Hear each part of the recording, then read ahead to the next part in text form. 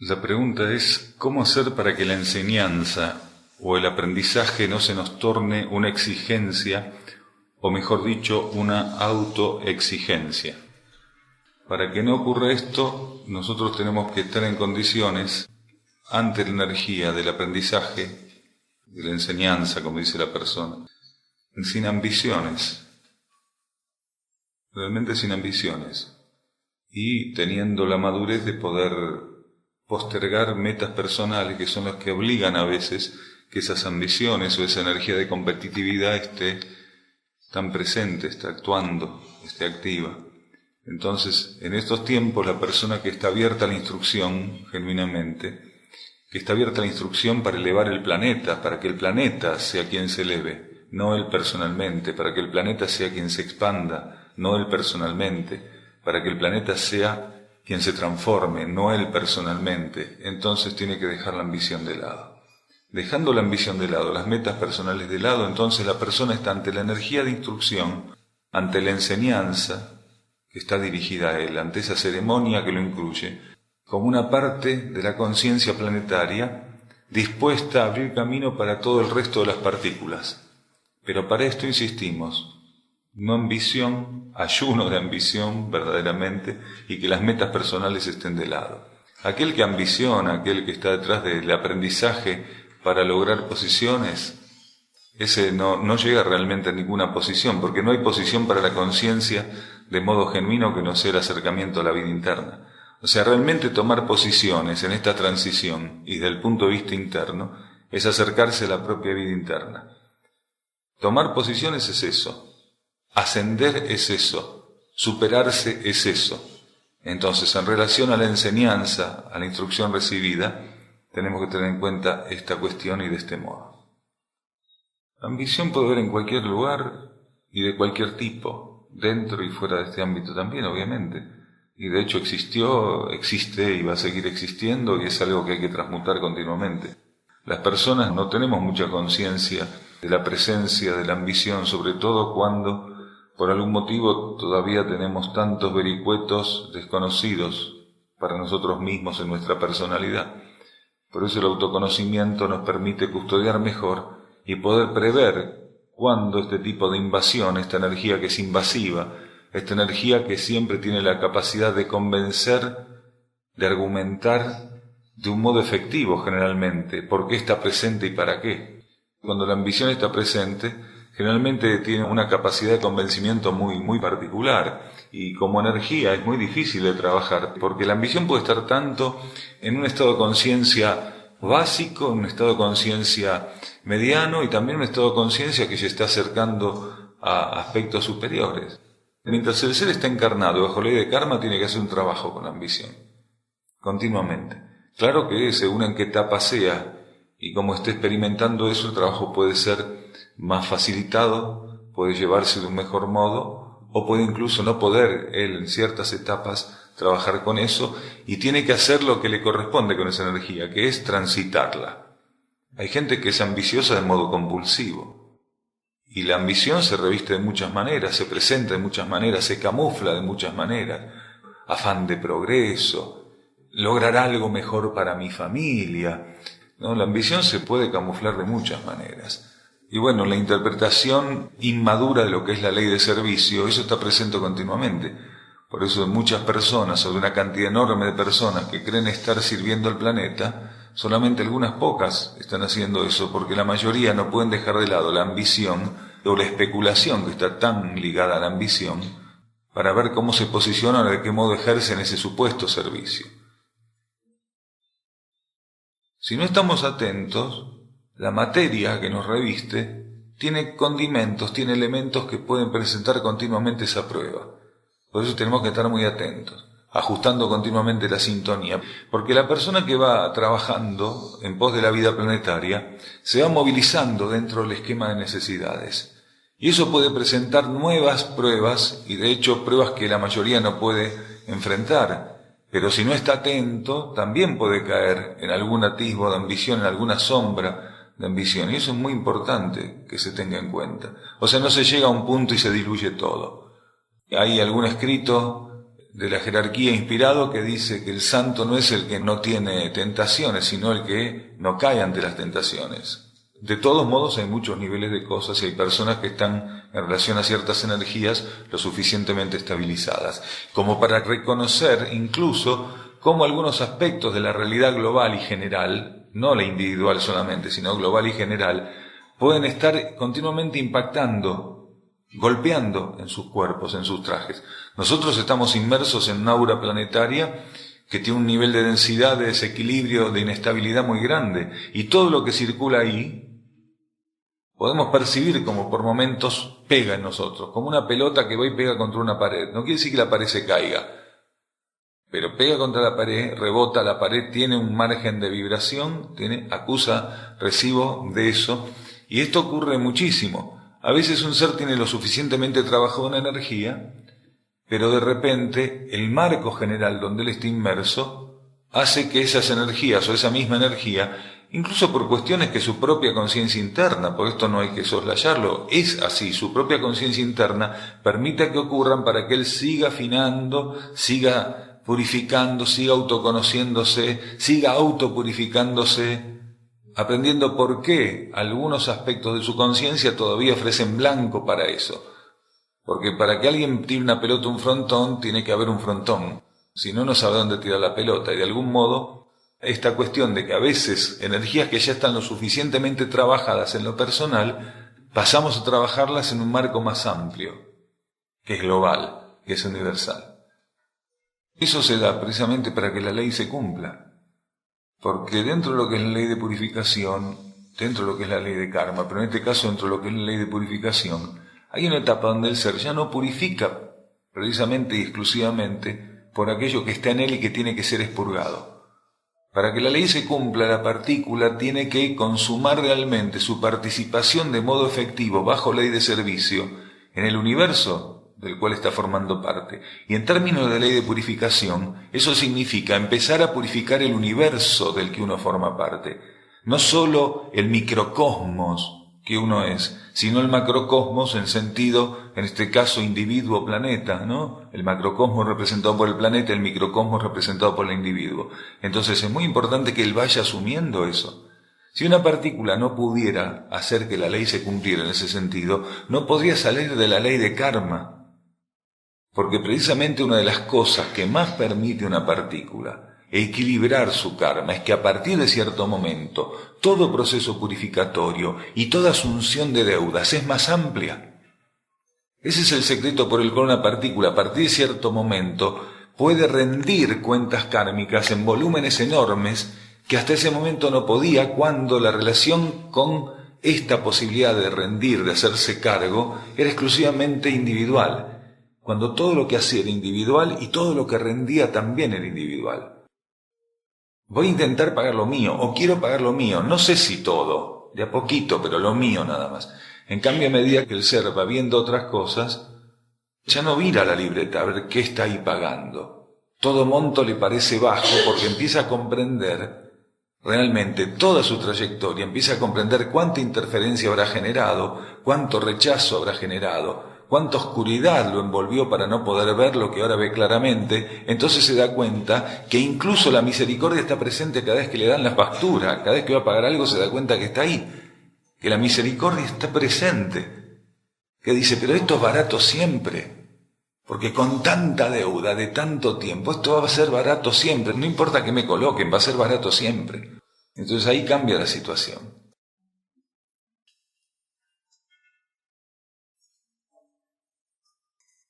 Acá dice, ¿cómo cerrar un ciclo para que éste no avance a otras vidas? ¿Y cómo se aprende a liberar situaciones pasadas?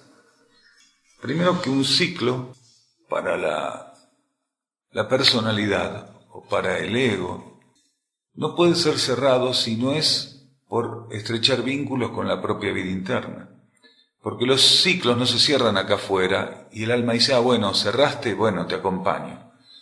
Los ciclos son internos y lo que nosotros tenemos que aprender a hacer es acompañar ese proceso que es estrictamente, únicamente interior. Hay quienes creen que hay ciclos que puede manejarse desde el afuera. Desde el afuera lo único que puede hacer uno es interferir.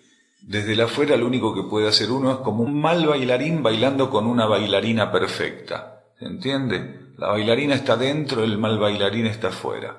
Desde el afuera lo único que uno puede ser es anacrónico. ¿Sí? Desde el afuera lo único que puede hacer uno es no entender qué es lo que está ocurriendo internamente. Desde el afuera no se puede hacer nada. Un cierre de ciclos es una ceremonia interna que está ofrecida como aprendizaje para ser ensayada acá externamente, bajo ley de sintonía, de alineación, bajo esta cosa de conocernos internamente. Ahí comenzamos a tener esta capacidad de poder cerrar ciclos adecuadamente. Y para que un ciclo cerrado inadecuadamente no impacte en vidas futuras, el ser tiene que tener la capacidad de estar abierto en caso de que él perciba que no pudo acomodar, no pudo acompañar un cierre del ciclo que después él percibe que se estuvo dando. Tiene que tener la capacidad de revertir, de transformarse, como decimos tantas veces, de poder trabajar en sentido contrario al error, o en sentido contrario a la ignorancia que tuvo, o en sentido contrario a la oscuridad que lo rodeó.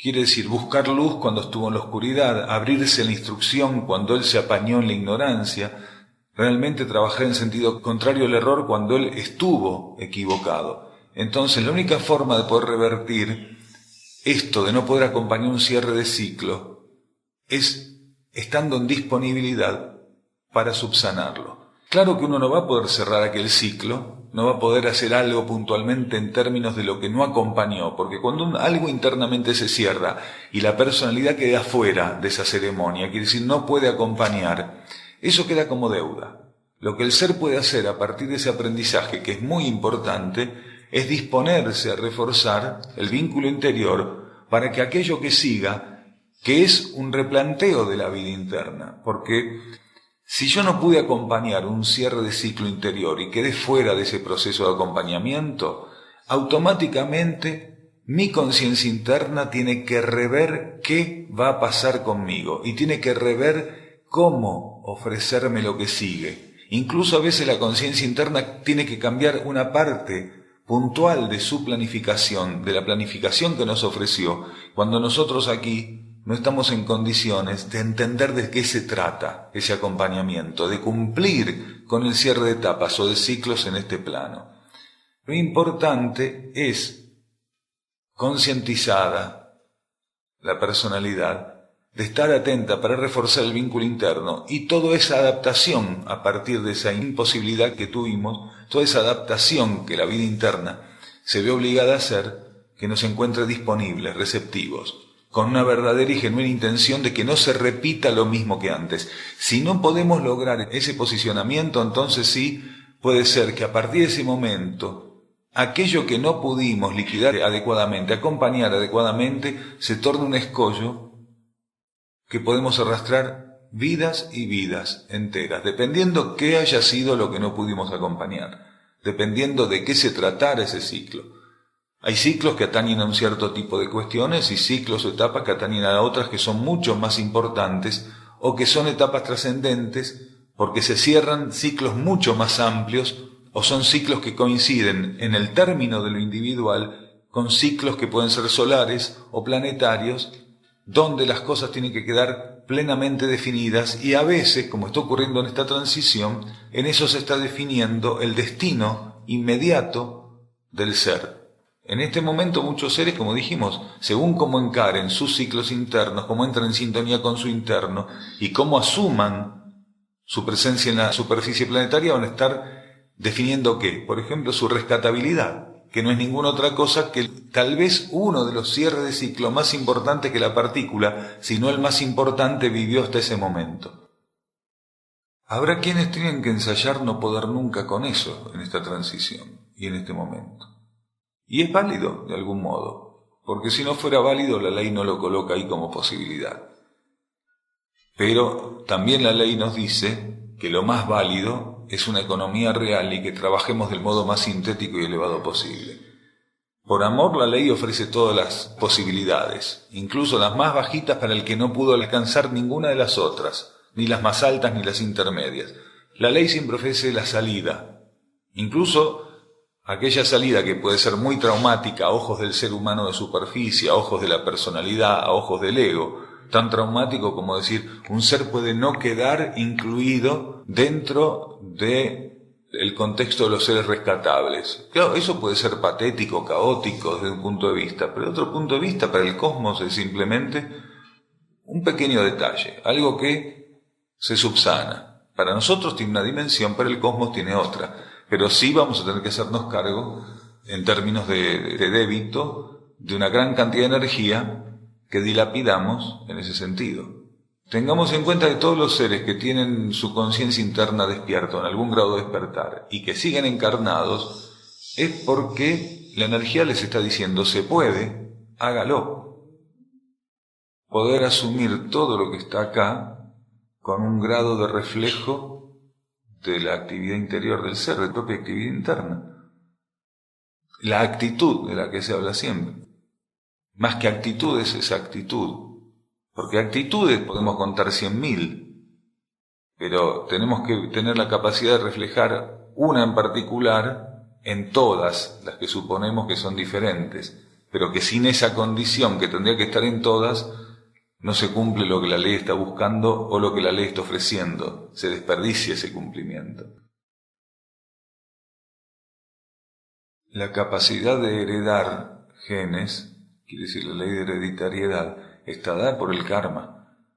Entonces, todo lo que nosotros estamos viviendo acá forma parte de la ley de karma. Y el código genético general de la humanidad, lo que ahora se dice el viejo código genético, ya que hay uno nuevo, cuenta con la ley de hereditariedad como una herramienta kármica de aprendizaje y también como una herramienta kármica de compensación. Nosotros podemos, a través de la ley de hereditariedad, hacernos cargo, estar frente a un débito o también recibir un rédito.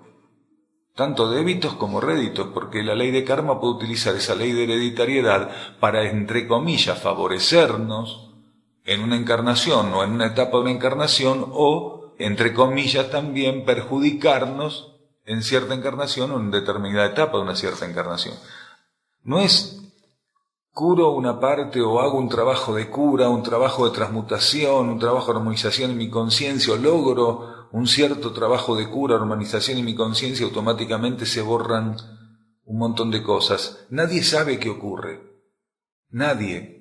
Puntualmente, en cada caso, cuando un ser vive un trabajo de transmutación, un trabajo de cura, de armonización, nadie sabe qué está ocurriendo ahí. Nadie sabe qué se está borrando ahí. Nadie sabe qué se está retirando ahí. Nadie sabe qué es puntualmente lo que va a quedar diferente en ese ser. Nadie lo puede saber. Es en cada caso diferente. Un ser puede vivir un proceso de cura que lo libere de un inmenso bagaje de su débito kármico. Primero tiene que vivir la dolencia, después vive el proceso de cura y queda limpio. La dolencia sirvió para vaya a saber qué tipo de limpieza, ¿sí? Para saldar qué tipo de proceso en particular. Pero en cada caso es diferente. Podríamos decir que en algunos casos puede darse que determinados volúmenes de deuda kármica queden liberados, queden saldados. En otros casos podría ser que no. En el ser queda la esencia de todo lo que vivió. O sea, nadie queda libre de todo lo que vivió. Lo que queda es sintetizado, lo que queda es sublimado. Un ser, quedar libre significa que, en términos kármicos, aquel elemento pasa a ser neutralizado. Pero la neutralización no significa que la síntesis no esté presente en él. La síntesis de la enfermedad, la síntesis de la cura, la síntesis de cada vida, la síntesis de cada desvío, la síntesis de cada acierto, la síntesis de todo está presente en nosotros y de hecho el conjunto general de esa síntesis hace lo que somos. Cada uno de nosotros es, de modo sintético, ese proceso. Nuestra trayectoria evolutiva, lo que hoy somos, lo que somos como conciencia es la síntesis de todo eso vivido. Pero nadie sabe qué es lo que se libera realmente, sino pasamos a ver como una especie de marco especulativo. Si yo respecto a tal tema me abro, me curo, me transformo, entonces voy a liberar tal cuestión o voy a quedar libre de una cantidad de cosas y nadie lo sabe en realidad. Uno puede tener un proceso, una dolencia, de repente ve que esa dolencia desapareció, se produjo la cura. Pero lo que uno está viendo ahí, lo único que uno puede evaluar de modo efectivo, es que el síntoma no está más. Pero la cura es más que eso. La cura libera en términos interiores y subjetivos. Pero ¿quién puede saber qué fue liberado? ¿Cuál fue el alcance? Lo único que uno puede evaluar de modo directo, así, espontáneo, es que el síntoma no está más. Yo estaba en silla de ruedas, de repente camino. Me curé, quedé liberado, pero ¿cuál es la liberación genuina? Solamente lo que puedo registrar con los sentidos, lo que puedo evaluar. Para la vida interna, liberación no es lo que evalúan los sentidos. Para la vida interna, liberación es lo que la vida interna dispuso que sea liberado para nosotros. Para la vida interna, liberación es lo que ella dispone, que a partir de ese momento ya no está más como deuda para nosotros, que ya no es un débito para nosotros. Esa liberación solamente la conoce la vida interna, el alcance de esa liberación. ¿Y cómo nosotros podemos ir experimentando el alcance de esa liberación? Porque posiblemente, a partir de ese momento, si la vida interna y la ley de karma, en comunión, generan una liberación amplia, profunda, bien amplia, bien abarcante, vamos a empezar a notar que a partir de ese momento algunos aspectos de nuestra vida van a dejar de estar limitados y que también vamos a empezar a interactuar particularmente con algunos aspectos de la existencia de un modo diferente. Pero también no es para estar evaluando especulativamente que eso está ocurriendo porque nuestra liberación fue muy grande. Por eso decimos que, salvo que hubiera un proceso intuitivo, que a nosotros nos permitiera realmente saber qué es lo que ocurrió en nosotros, en qué grado somos liberados, en qué grado somos curados, en qué grado fuimos armonizados, en qué grado recibimos la gracia o la misericordia, salvo que fuera por un proceso intuitivo, eso es imposible de saber. Cuando el ser percibe que la energía está trabajando en él y percibe una cualidad de liberación, tiene que mantenerse neutro y aprovechar esa percepción que tiene de estar siendo liberado para reforzar su participación en la vida planetaria, pero en ningún momento para evaluar cuál es el alcance de esa liberación. Entonces, para no caer en una ilusión o no caer en un juego de fantasías, de irrealidades, que todavía lo suman en un proceso netamente más material, el ser tiene que tratar de no estar metido, no estar evaluando. Cuando él siente, como decíamos recién, que la energía está operando, y él siente realmente la cualidad de la liberación que la energía está imprimiendo, con gratitud asumir eso, pero no ponerse a evaluar nada, sino aprovechar esa percepción de liberación para reforzar su asistencia al plan evolutivo. Y con eso basta. A medida que él vaya avanzando evolutivamente, van a llegar las etapas donde se le va a permitir, por entrar en un estado de comunión interior, ser partícipe en alguna medida en la que correspondiera de la observación de lo que genuinamente está siendo curado en él, de lo que genuinamente está siendo retirado en él. Y al mismo tiempo, él va a ver cómo la energía trabaja por una ley de analogías, porque cuando él empieza a ver lo que está siendo genuinamente hecho en él, también por ley de analogía, empieza a ver qué está operando en el planeta mismo. Cambia su óptica respecto a sí mismo y cambia su óptica en relación a la vida planetaria. Pero mientras eso no es así, el ser cada vez que percibe que la energía le está diciendo, bien, vamos por ahí, vamos a armonizar esto, vamos a armonizar, vamos a estimular tu liberación, vamos a estimular tu crecimiento. Cuando él percibe que la energía está en ese momento trabajando particularmente para flexibilizarlo, reforzar su trabajo para el plan evolutivo, reforzar el trabajo para el planeta y no evaluar nada. Y eso le va a ir permitiendo gradualmente, cuando llegue el momento, estar ante las informaciones internas que la vida quiera con él compartir de un modo más preciso. La energía no tiene ningún camino que deje sin transitar, y que una persona, mediante un shock vivido ante algún tipo de resolución o de prueba o manifestación que la energía genere en él, puede vivir un proceso de transformación o de concientización. Eso es muy posible, de hecho ocurre continuamente. Gran parte de lo que es realmente estar enfermo en este planeta pasa desapercibido porque tenemos como una especie de callosidad para definir lo que es estar enfermo. O sea, las cosas más notorias que pueden ser definidas como enfermedad o como dolencia son definidas como enfermedad o como dolencia, siendo que otras muy sutiles, otras formas de dolencia y enfermedad muy sutiles, por ser compartidas por la generalidad, ni siquiera se toman como enfermedad.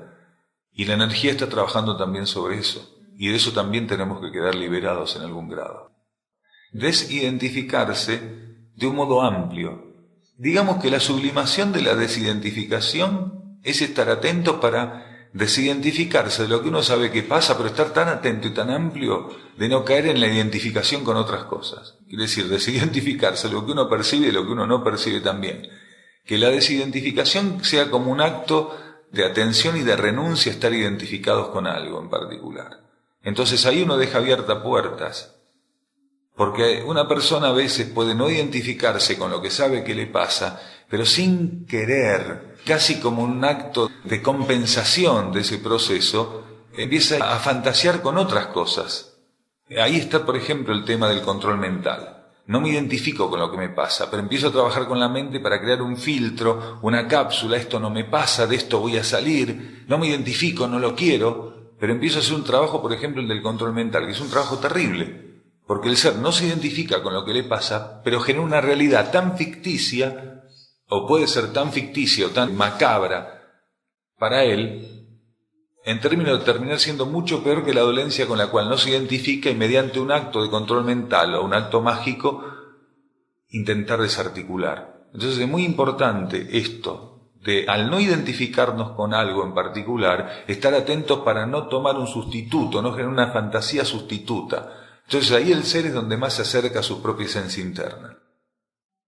Si la persona está despierta, la vida no se equivoca y la puede estar utilizando como herramienta. Quiere decir, un ser despierto puede servir al planeta en cualquier situación. Pero lo importante es que, si está en una situación de esa naturaleza, él esté recibiendo información interna a la hora de actuar. Quiere decir, no romper cristalizaciones ni romper ningún tipo de creencia o práctica en particular, simplemente por compulsividad o porque es la política que tengo ante ciertas situaciones. Porque entonces, si el control mental que está haciendo la persona es malo, lo que yo estoy haciendo es igual o peor, porque no sirve directamente. Quienes están despiertos tienen que aprender a estar dispuestos para su vida interna, disponible para su vida interna, y que sea su vida interna la que le diga, bueno, en este caso ofrezca esto, y la propia vida interna nos estimula para poner eso a disposición del otro. Y si no recibimos estímulo o impulso, dejar que ese ser haga esa experiencia, porque es posible que su propia conciencia interna esté muy necesitada, que el ser transite por esa opción, que el ser podría haber evitado, pero una vez que no lo evitó, la conciencia interna, por síntesis, muchas veces permite que un cierto tipo de experiencia se dé, simplemente porque ya está siendo transitada. Es una elección de la personalidad, una mala elección, pero una elección que en definitiva la propia conciencia interna va a utilizar del mejor modo, del modo más económico y sintético, para que la experiencia derive, ya que no pudo derivarse de otro modo anteriormente, derive finalmente, o con alguna posibilidad, a buen puerto. La energía resuelve las situaciones siempre favorablemente. Nosotros nos vamos equivocando, y la energía tiene esa cosa de omnisciencia, omnipotencia, omnipresencia, que siempre la jugada que nos coloca como contraparte es perfecta. Por eso es que por más que nos equivoquemos, contra la ley no podemos. La ley siempre tiene una opción ante la equivocación. Y si nos pasamos equivocándonos continuamente y terminamos, por ejemplo, en este ciclo de transición, yendo a formar parte del reino mineral en Plutón, la energía siempre tiene la forma de que eso sea aprovechado. Lo hace bien, lo hace perfecto. Dentro de lo que es el dolor del daño recibido, tenemos que haber llegado a un punto de reflexión, quiere decir, de un punto donde logramos estar disponibles para nuestra alma, aunque sea unos instantes. Porque solamente nuestra alma, tocándonos, nos puede mostrar que no hay forma de no perdonar, porque todo es transitorio. La posición del torturador es transitoria, porque está en una etapa de su evolución donde lo único que puede ser es un animal, un torturador, un victimario. Entonces, el peor de los torturadores solamente es eso durante 1, 2, 10, 20, 30, 100 encarnaciones, no importa cuánto tarde. En un momento va a ser luz expresándose. Hasta ese momento tiene la luz encapsulada, es luz encarcelada en la materia. Por eso opera de ese modo. Entonces, la capacidad de perdonar es la capacidad de entender que aquella situación, aunque nos disguste profundamente, aunque nos haya impuesto un traumatismo muy fuerte, fue propuesta por nuestra propia conciencia. porque no hay situación realmente que nuestra conciencia, si considera inadecuada, no pueda suavizar o de la cual no pueda retirarnos. Es decir, nuestra conciencia interna, las propias leyes. Nosotros tenemos una historia muy oscura encarnaciones atrás. Todos nosotros tenemos una historia muy oscura encarnaciones atrás.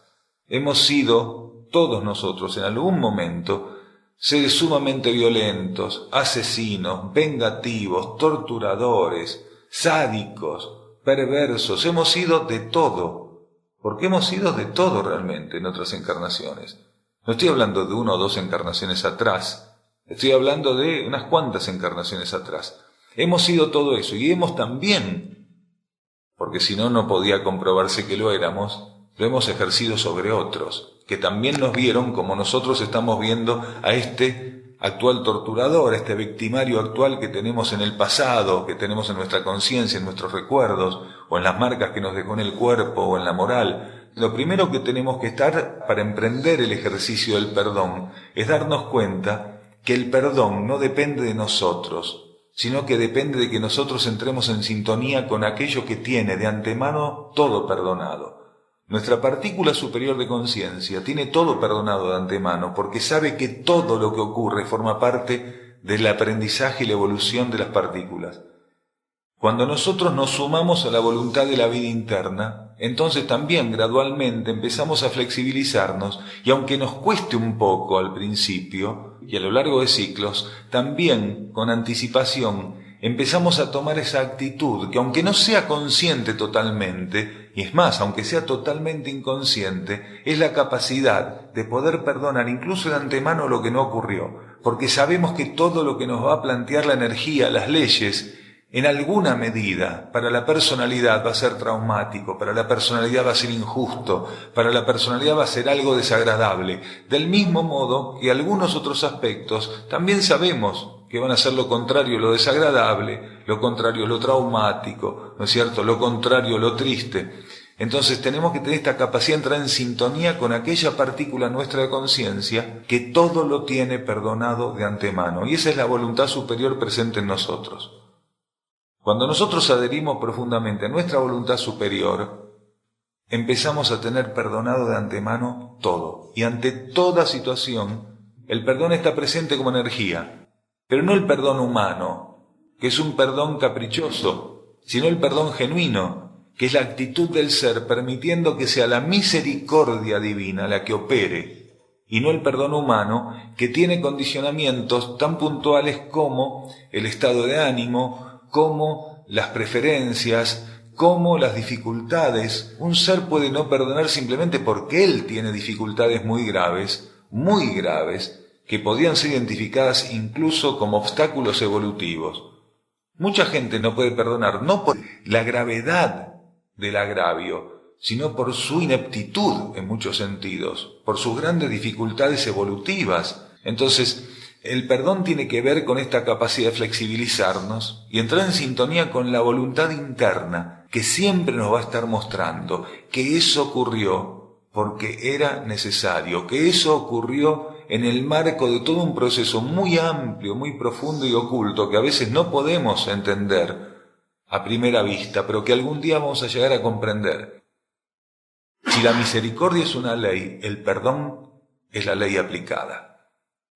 Entonces es muy importante pensar, entender, comprender que el perdón no depende de la personalidad, que la personalidad no tiene la opción del perdón, que la personalidad tiene siempre por delante y por sobre encima de cualquier otra cosa la opción de ser una partícula que no se oponga a que la ley de misericordia se exprese, no cuando la partícula lo quiera, sino cuando la ley de misericordia lo crea correspondiente. ¿Cuál es la mejor posición nuestra? Estar corridos de esa posición del resentimiento, del no perdón, para que la ley de misericordia opere cuando sea necesario. Y por más duro que haya sido el tránsito que hubiéramos tenido en una situación, entender que siempre son las leyes las que ofrecen esas situaciones. Ninguna otra cosa que las leyes ofrecen cada una de las situaciones que vivimos, de las más traumáticas hasta las más agradables. Por eso hay que permitirse estar en sintonía con la vida interna. La persona que no sabe perdonar, que está resentida, que se enoja, que pasa semanas, meses, años, una encarnación enojada, una persona que no está abierta a la vida interna, entonces hace las cosas más difíciles para la existencia, porque si aprendiera a bajar el tenor del enojo, se estaría dando más oportunidades a sí misma y al elemento con el cual está enojado. Acá nos dicen, en la vida, ¿es conveniente ser vulnerable? Es una pregunta media extraña. En la vida es necesario, según en qué etapa, experimentar y vivir distintos grados de vulnerabilidad. Porque esto es así.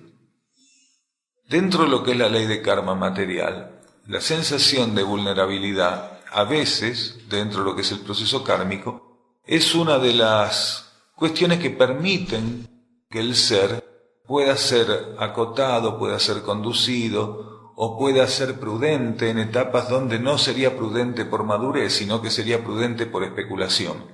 Entonces, la vulnerabilidad en términos genuinos internos no existe, solamente es una percepción de la realidad que ocurre cuando el ser está muy identificado con su cuerpo mental, con su cuerpo emocional, con su cuerpo etérico-físico, o está muy identificado, sí, con los mecanismos del mundo de la materia, del mundo formal. Pero en realidad ninguno de nosotros es vulnerable, profunda y genuinamente vulnerable, porque lo que somos profunda y genuinamente es esencia y conciencia. Y tanto esencia como conciencia no pueden ser ni fraccionados, ni aniquilados, ni agotados, ni manchados, ni divididos. Entonces, realmente la vulnerabilidad es una experiencia en distintos grados que vamos haciendo bajo ciertas etapas de la ley de karma. A medida que vamos quemando esas etapas y vamos identificándonos con nuestra esencia y nuestra conciencia interna, nos damos cuenta que esa vulnerabilidad que sentíamos, que creíamos, que padecíamos, era simplemente una falta de acercamiento interior.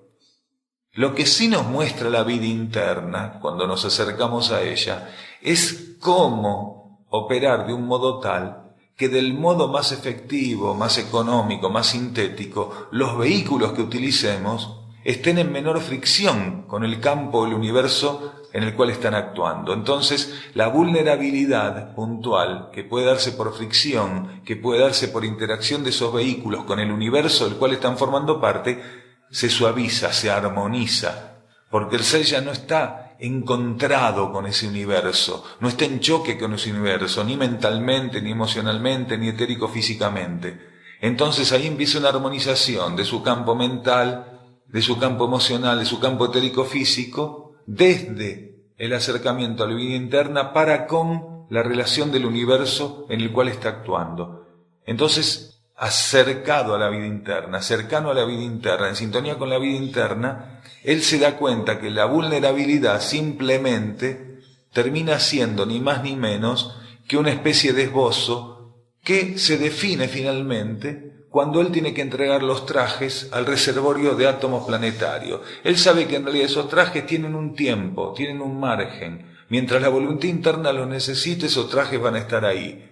Que los trajes guarden una condición de equilibrio, de armonía, él comprende que tiene que ver con su relación con la propia vida interna. Entonces, todo lo que se padecía en términos de vulnerabilidad, de esa sensación de indefensión, de esa sensación de poder correr riesgos, todo eso se va encauzando, se va armonizando, y el ser comprende que esos trajes simplemente tienen una duración, que esos trajes van a tener que ser entregados, y que en la medida que él está en contacto, unido, en comunión con la vida interna, todo lo que esos trajes tengan que vivir, traumatismos, pruebas y todo lo demás, está previsto, y que él puede ayudar a que eso se transite del mejor modo, siempre y cuando se mantenga en adhesión, en sintonía con la propia vida interior.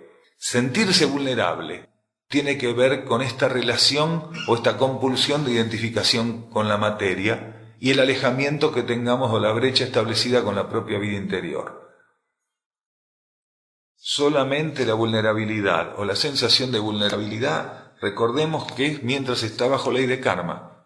Cuando una partícula sale de la ley de karma, empieza la trayectoria evolutiva superior, eso no existe más. no existe vulnerabilidad ninguna, ni sensación de vulnerabilidad, de indefensión, no existe más nada de eso. Es simplemente un tránsito que se hace bajo ley de karma y que tiene que ver, insistimos, con la identificación con los cuerpos, con creer que los cuerpos son todo y que si los cuerpos son vulnerados o dejan de existir, nosotros somos vulnerados o dejamos de existir.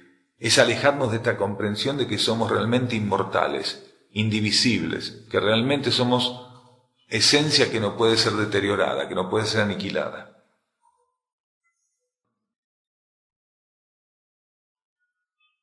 Creemos que existen relaciones kármicas entre seres de grupo Xing.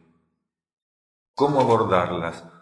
El trabajo que todos nosotros tenemos en términos kármicos con todo lo que compone la vida planetaria tiene que ser abordado con la mayor entrega y aspiración interna, con la mayor búsqueda de sintonía y alineación. No importa si es con un ser, si es entre dos residentes, si es entre personas afuera. En centros como este también hay procesos kármicos que hay que agotar, hay aspectos kármicos que hay que terminar de limar. El ofrecimiento en estos lugares puede tener características diferentes, porque acompañan otras energías, porque se proponen otras estrategias de acompañamiento por parte de la energía para ese trámite. Pero en definitiva, todo lo que esté en este plano bajo ley de karma tiene que recibir ya cuando estamos despiertos un único tratamiento, una misma actitud. Sea que estemos aquí o estemos afuera. Esto va a depender del nivel de despertar de la conciencia, no estrictamente si está dentro de este lugar o no. Y confirmamos lo que dice la persona. Muchos seres que están acá tienen cosas kármicas que pulir, tienen cuestiones, pequeñas cositas que tienen que aprender a armonizar, que forman parte de algunas cuestiones que son muy viejas. Algunos seres que pueden estar en este centro, en otros centros, o seres que pueden estar trabajando en conjunto, porque el Grupo Xing excede esto que está acá. Acá están los residentes del Grupo Xing. Seres que pueden estar trabajando incluso desde otros sistemas solares cuando llegaron a la Tierra, y que hoy pueden estar trabajando en junto, aquí, en este grupo, en otros grupos. Entonces tienen muchas cosas que armonizar, que limar, que suavizar.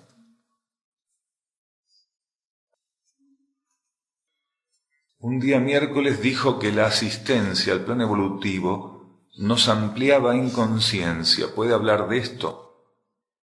Cuando nosotros comenzamos a abocarnos al servicio planetario, en una medida importante estamos mostrando que comenzamos a desidentificarnos con las fuerzas materiales, que nos tenían bastante entretenidos, con los juegos de fuerza que nos tenían entretenidos, con todas las características de la tridimensión que son perfectas para entretenernos.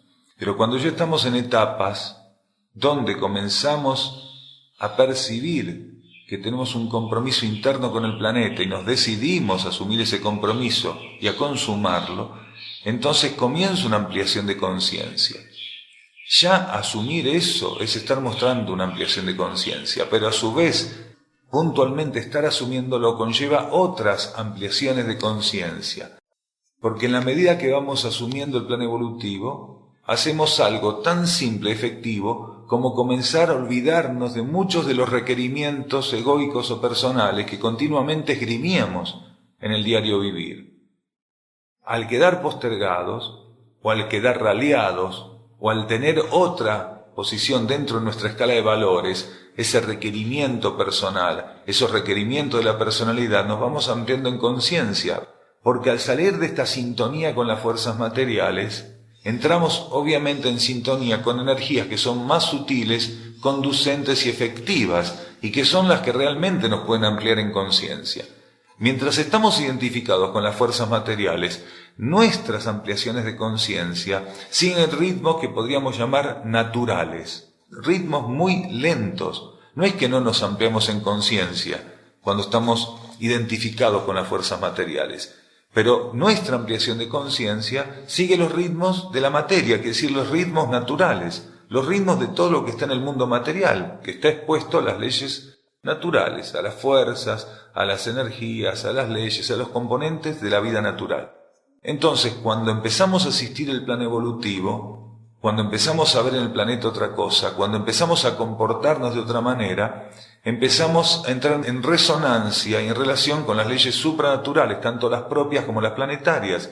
Y esa nueva energía, ese nuevo componente, es el que aprovecha la ley, el que aprovecha el ser planetario, el que aprovecha nuestro propio ser interno para reducir distancias y ampliarnos. Y el propio ser interno, cuando logra eso, es estimulado también a vivir otras etapas de la CESI, quiere decir, se lo va preparando para las iniciaciones siguientes. Cuando realmente hay una respuesta, hay una reducción de esta distancia entre lo externo y lo interno, se produce una síntesis. La conciencia externa se amplía, tornándose más cercana a la energía interior, y la conciencia interior se prepara para ascender a otro nivel, para transitar una iniciación o para transitar una etapa de alguna iniciación que ya está en algún grado alcanzada y se está consumando.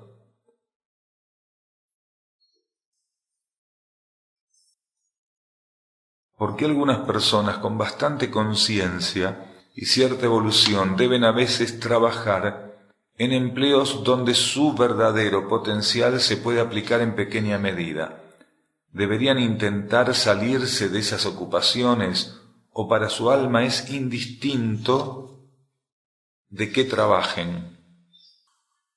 Puede darse por distintas situaciones. Una persona puede tener mucho potencial interno, pero que ese potencial está encapsulado. Entonces, puede estar ocupándose externamente o tener formas de ganar su sustento externamente que no respondan estrictamente a lo que podría ofrecer la vida interna si ese ser pudiera acercarse más a la comprensión y la sintonía interiores. Y en otros casos, eso está dado, el ser está cercano en términos de sintonía interna, pero la energía necesita que esté en ese lugar. Porque lo que realmente importa a la vida interna, la propia conciencia interna, es lo que ella tiene comprometido con el contexto de la vida planetaria. Puede tener comprometido colocarse ahí, colocar su exterior, colocar a ese ser, a ese ego, esa personalidad en una situación que puede ser laboral, social, familiar, política, del tipo que sea, lo puede tener comprometido como parte de un andamiaje oculto, de una cadena oculta de situaciones que tienen que ser atendidas, que tienen que ser alimentadas, que tienen que ser sustentadas, que tienen que ser asistidas. Entonces realmente la conciencia interna sabe dónde coloca un ser, no importa el tipo de trabajo que tenga. Si es un ser despierto, seguro que no lo van a poner, posiblemente no lo van a poner como asesino a sueldo, ¿no es cierto? O no lo van a poner en situaciones o hacer cosas que sean realmente involutivas.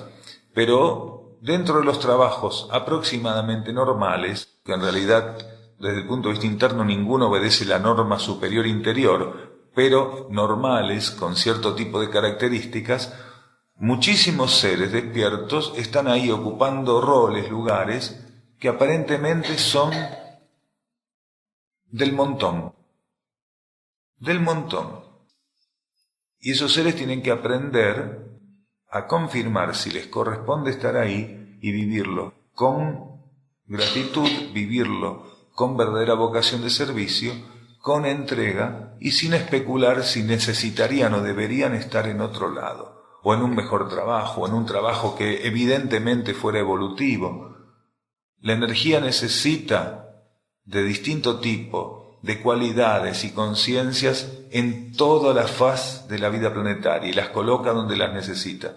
Y nosotros no somos quienes para intentar torcer eso.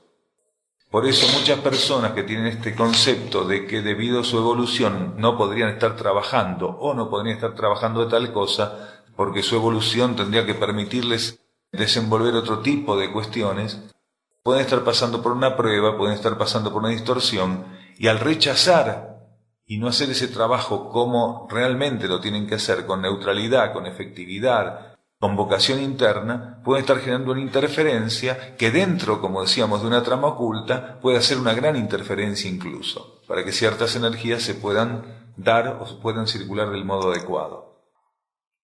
Hay personas que necesitan hacer esa evaluación como aprendizaje, porque necesitan la desilusión que proviene de esa evaluación.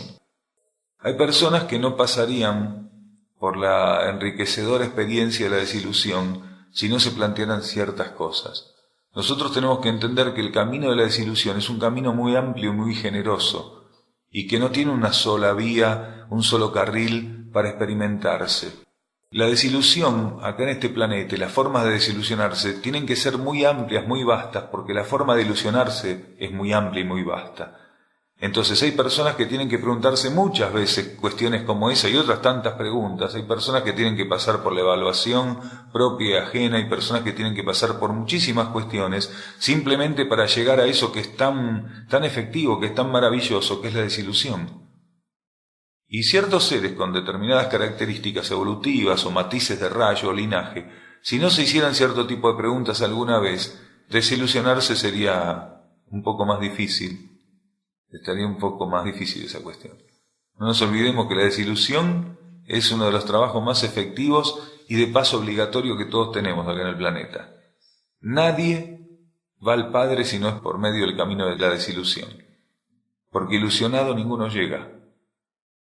La desilusión es el camino obligado. En algunas etapas el ser necesita hacerte ciertas preguntas. Hay una etapa donde el ser se evalúa, en otra etapa puede ser que comience a evaluar objetivamente lo que hizo y ya no a evaluarse él, que es muy diferente evaluar lo que hicimos que evaluarnos. Hay una etapa que después sigue a evaluar lo que hice, que es entender que no fui yo quien lo hice cuando tuvo cierta característica. Entonces empieza esta otra cosa. Lo que hice, lo hice. Comienza gradualmente ahí un proceso de afinación, hasta que el ser ya no le interesa estar evaluando nada, y cuando surge espontáneamente una evaluación, empieza a ser producto de inspiración interna.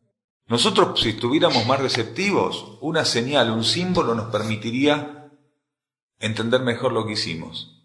Pero cuando no estamos en condiciones de que una señal o un símbolo, cualquiera fuera, no sabemos cuál, porque para cada uno puede ser diferente, nos permita entender mejor qué somos, qué hicimos, de qué formamos parte, hacia dónde estamos yendo con eso. Cuando no podemos, entonces la vida interna tiene otros mecanismos. Y nos puede llevar a una reflexión que nos permita ver mejor algunas cosas. Una reflexión que involucra el mecanismo mental para manifestarse, para ponerse a nuestro alcance. Entonces en cada etapa eso puede ser diferente.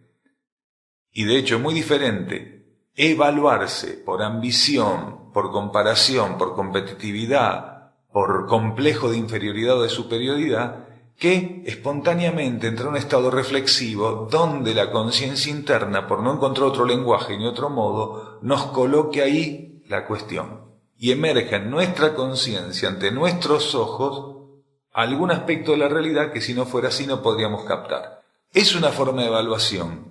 Porque la conciencia exterior tiene que aprender a aceptar eso, tiene que aprender a evaluar que eso es positivo, es necesario y que es correcto. Entonces, como decíamos, hay momentos donde el ser necesita hacerse ciertas preguntas o necesita evaluarse.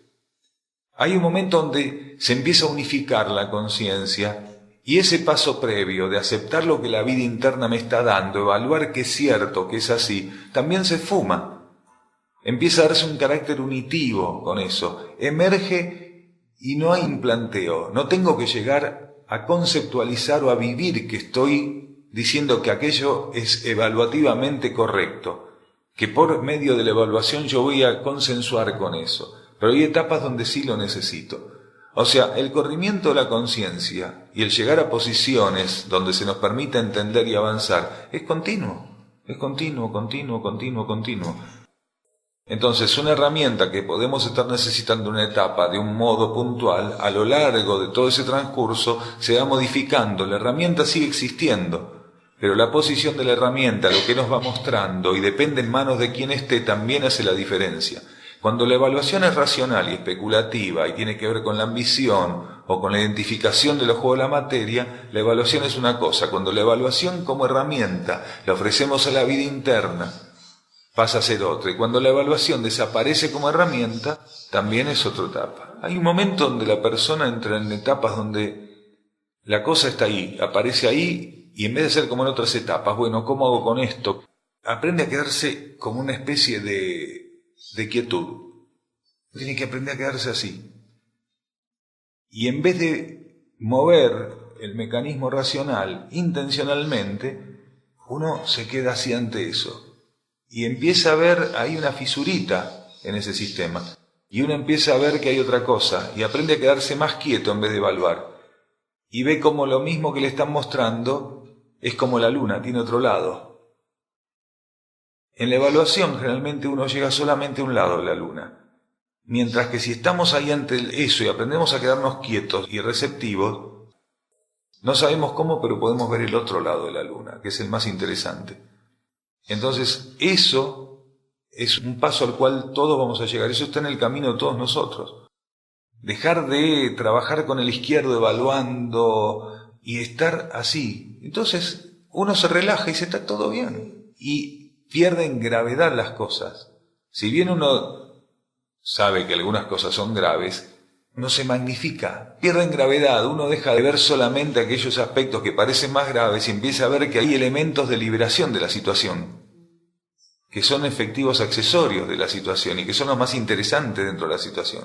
Mientras que el otro, el que va a evaluar con la razón, siempre va a quedar preso de los elementos que aparentemente son más contundentes, más trágicos, de los elementos que guardan una cierta condición estrictamente y todo lo demás pasa desapercibido, no es percibido por el ser. Está el que tiene un entrenamiento, que es el resultado de las últimas encarnaciones, que cuando se desboca el pensamiento lo puede colocar en un punto y bajarle una vuelta, y está el que no puede, pero que tiene que aprender a estar entre eso sin que lo impacte. Y si no lo impacta, no lo alimenta con más fricción, entonces ahí también la cosa se suaviza. Si uno no puede contra él, únetele en otro sentido. Porque la reflexión es un ejercicio del alma. Si el alma no nos lleva a la reflexión, lo demás es especulación. Y hay filosofías que son muy engañosas, que creen que uno puede ponerse a reflexionar. Y es muy difícil. Uno podría ponerse a reflexionar si realmente tiene un nivel de atención muy grande y percibió que está siendo estimulado para llegar a un estado de reflexión. Si no, nadie puede llegar a un estado de reflexión genuino. Quiere decir que el alma le baje letra, que el alma gobierne la interacción de pensamientos, la riqueza de esos pensamientos, la cualidad de esos pensamientos. Porque la verdadera cualidad, riqueza y multiplicidad, orden y ceremonia de los pensamientos, en términos genuinamente reflexivos, lo puede otorgar el alma nada más. El pensamiento por sí mismo no sabe nada de eso. No sabe nada de eso. Entonces, para ver el otro lado de la luna, estar abierto a verlo, tenemos que esperar que se nos muestre ese otro lado de la luna, porque ninguno de nosotros puede estar a la luna. Y se nos puede mostrar por la vía intuitiva. En una cadencia de reflexiones, dentro de lo que es la energía de la reflexión, una cadencia de estímulos reflexivos, el ser puede ser permeado intuitivamente y ver el otro lado de la luna. Muchas gracias.